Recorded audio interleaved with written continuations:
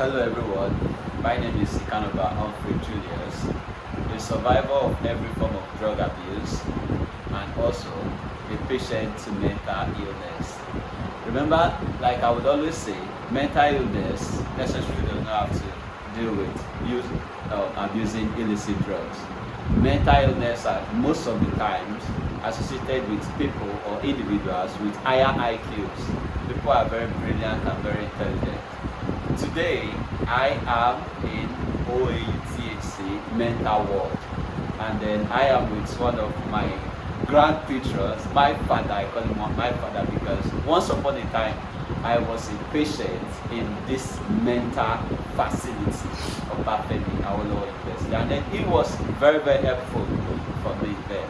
So I would be interviewing him, and then he would talk about how most people got here, the different kind of patients we have in these mental facilities, and what actually brought them to this mental facility, and then a word of advice to the youth out there and then for the upcoming generation.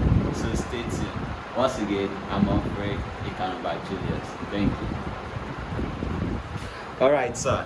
So, what's your name, sir? Can we meet you? And thank you very much. I'm Popoola Obafemi Awolowo University, the Chief Nursing Officer, Psychiatric Ward, Ife Hospital Unit, Priorities in Ife.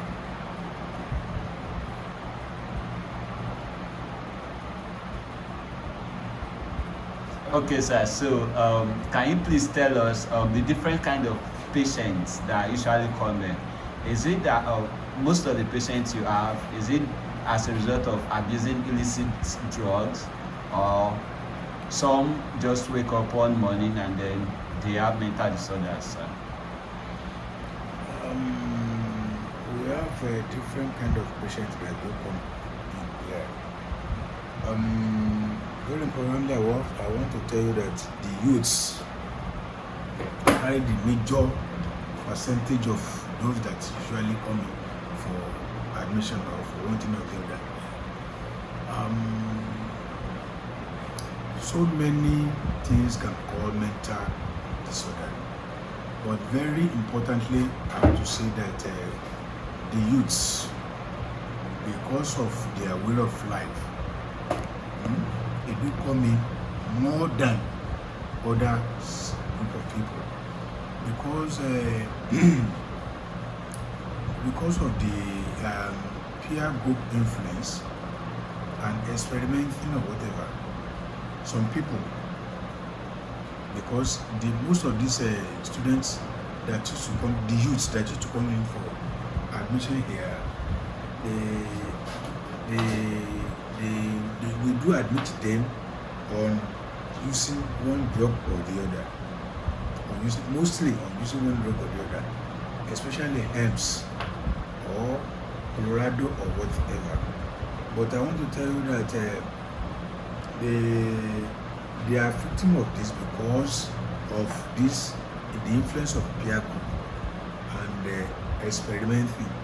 You see, when I was so young, I experimented as well, because that time when we were in secondary school, just some elderly ones among us, they came to me and they said that taste this cigarette and see how your life will be. And I did not have anything to say to even check them off, rather than for me to take it. And when I took it, I could see that the whole things changed within my body. Then, so from there till the present day, I was smoking. And that is experimenting and the influence of peer group. And what I want to say is that this thing is never a problem, because there are some people at home, there are father and mothers at home, that if they do take very good care of their children, there will be no problem. But the moment they get into the school, we cannot say that they shouldn't go to school. The moment they get to the school, they meet with their peer groups, and their peer groups introduce them to some of these things. So, and as a result, they do come in, many of them, because the great issue, we are not given the same way. We are not given the same way. There are some people who will take this thing and they will go scot-free. But there are some that if you take very little from these things, you will run into problem. So, and when we are talking to them, it includes both males and females anyway. When we are talking to them, they don't want to listen, they listen to their peer group. That is where we are saying that it is very important for the students to have counselors, the guiding and counseling, the counselors who can talk to them even while in school, that it is bad for you, that it will not pay you to listen to what these people are saying, because we cannot separate them from their group at that level. But if you are trying to talk to them day in, day out on this thing that we call bad habits, like smoking, because it's the most rampant now. So they can shave it, and they told the land that we are expecting them to. But if they fail to do that, the result is that they will come from the school, they will bring them from the school to our unit for admission, and we start to commence treatment on them. And you see, the problem we are having here is that the issue of stigma.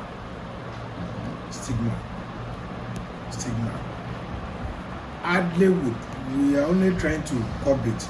Hardly would do say that that will not come into play, because the moment maybe your friends from school or whatever, they come to see you in the ward and they see either psychiatric ward or mental health ward, it connotes meaning. Some people will say that we went there to see her yesterday. It's a mental health ward, it's a psychiatric ward. But to prevent that, stop this bad habit. We always tell them. And I used to tell them some things that they have life after them, better life after them, because they are doing well in their stories and everything. But what of these bad habits that can destroy their way of life? So we used to talk to them. Very importantly, that is all what you can do, because drug cannot do much. But if you like, I want to tell you that I was a smoker for so long, and when I wanted to take appointment here in OATC in 1999, among those things requested of me to do is a medical test, and I went to the radiology to take my chest X-ray, and they said that my chest was clinically clear. I said, what? It can't be, because I know how I've used my body. So what happened was that I went to other teaching hospitals, even private, to go and do that test again, and they came out with the same result, that my chest was clinically clear. And I said to myself that if they can say that to me, that is to say that God has something to do with my life, because I was working as a sister before, that gave me the opportunity of taking whatever I want to take on the street. But when they said that my chest was clinically cleared, I thank God for that. Then without coming to me and be telling me that you have to do the, I stopped smoking myself. You get it right? So it is very important for you to know whom you are and how you want things to work for you. You get it right? Another thing is that I used to drink more than my people. I used to drink more than my people. But when I had one problem or the other, a doctor came to me, was asking me to tell him the history of my drinking. Then I told the doctor that I started drinking since 1974. I've started buying beer, drinking on my own.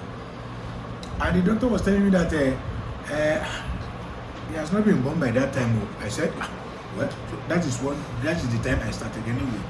And later on, the doctor now said that, sir, can you reduce this? So I took that information home.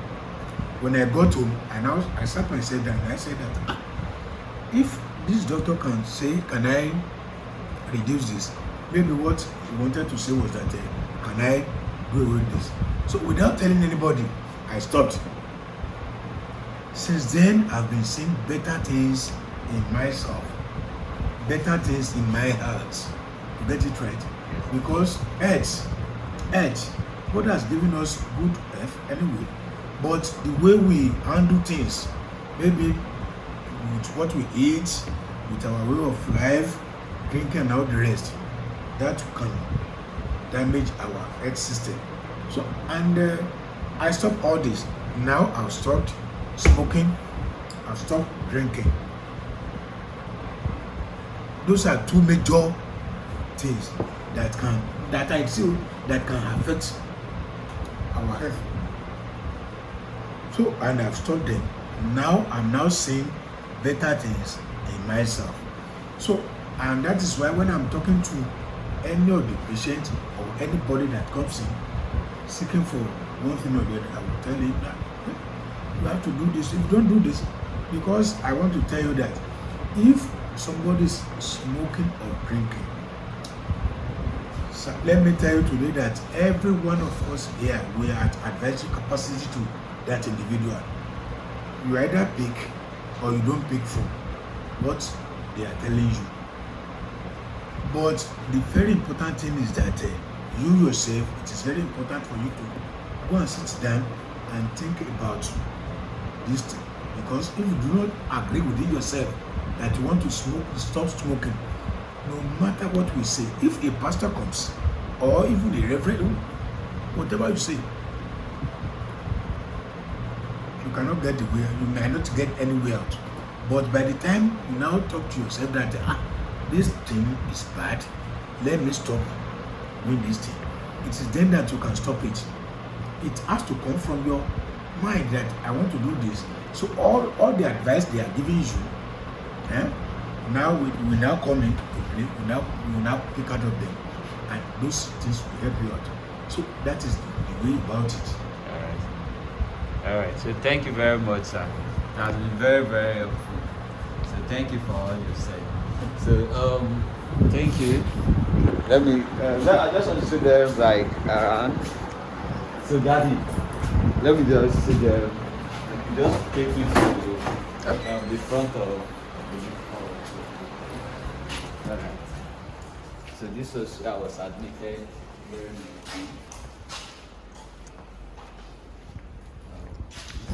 the mental ward.